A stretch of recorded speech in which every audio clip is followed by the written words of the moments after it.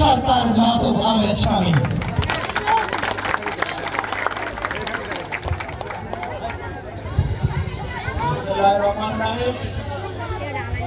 আমার প্রিয় গ্রামবাসী, আপনারা কেমন আছেন? সবাই ভালো?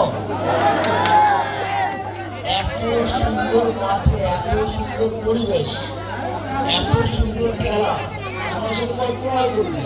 আমাকে কয়েকবার ধরে বলা হচ্ছিল টাইম দেওয়ার জন্য, আমি বিভিন্ন ব্যস্ততার টাইম দিতে পারি নাই। সবার প্রথমে আমি ধন্যবাদ দিতে চাই আয়োজক বৃন্দকে। আমার অন্তরের অন্তঃস্থল থেকে ধন্যবাদ। নাহিদ কোথায়? নাহিদের জন্য একটা বড় তালি। অক্লান্ত পরিশ্রম করেছে নাহিদ এবং তার সকল সহযোগীরা। আমি সবার নাম নিচ্ছি না। আমাদের মঞ্চে অনেক নেতৃস্থানীয় নেতৃবৃন্দ আছেন এখানের মধ্যে, আপনারা সবাই জানেন। এখানে আমাদের সাথে চাঁদপুর জেলা বিএনপির মুক্তিযোদ্ধা বিষয়ক সম্পাদক মোল্লা নাকিব ভাই আছেন। আমাদের সাথে সাবেক জাতীয় ফুটবলার মেজবাউদ্দিন মেজু মামা আছেন। কলাকান্দা ইউনিয়ন পরিষদের চেয়ারম্যান মুনির ফরাজি মামা আছেন, ইলিয়াস মিজি আছেন। এই পাশে মতলব উত্তর স্বেচ্ছাসেবক দলের সংগ্রামী আহ্বায়ক সংগ্রাম আছেন। আমাদের অনিল শিকদার আছেন, মতলব উত্তরের যুবদলের নেতা। নারায়ণগঞ্জের নেতা জাকির আছেন, ইঞ্জিনিয়ার জাকির। মতলব দক্ষিণের পৌর সংগ্রামী আহ্বায়ক ইদ্রিস সরকার মুন্না। জেলা স্বেচ্ছাসেবক দলের নেতা ফয়সাল।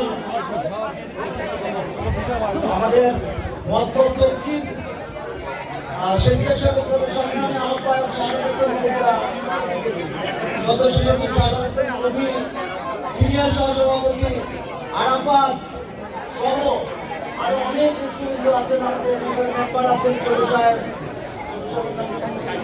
কাজী মুস্তাক আহমেদ। ও আমাদের বিশিষ্ট মেসি আছেন, সোহাগ আছেন সাথে, অন্যান্য অনেক নেতৃবৃন্দ আছেন। আসল তখন সহ অনেকটা দেখতে পাচ্ছি। ইসমাইল মানিক সহ অনেকে আছেন এর মধ্যে। সাংবাদিকবৃন্দ সবাইকে ধন্যবাদ সুন্দর একটা আয়োজন করার জন্য। আপনারা খেয়াল করেছেন বর্তমান মাটিতে বিভিন্ন খেলাধুলার অনুষ্ঠানে আমি উপস্থিত থাকার চেষ্টা করি। এটা আমার নিজের গ্রাম, বাবার জন্মভূমি। আমার ভালো লাগছে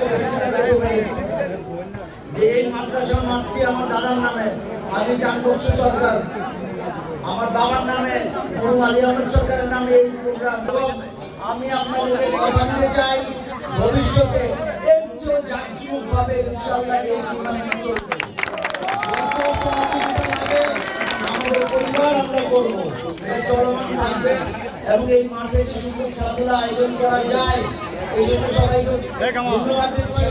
আমি স্পেশাল ধন্যবাদ দিচ্ছি মিলারচর একাদশকে। মিলারচর একাদশ আসলে ভালো খেলেছে পুরো সময়। মাঠ আসলে মিলারচর একাদশের দখলেই ছিল। অসংখ্যবার ট্রাই করেছে, ওদের খেলোয়াড়রা বেশি ভালো খেলেছে, কিন্তু দুর্ভাগ্যবশত হেরে গিয়েছে।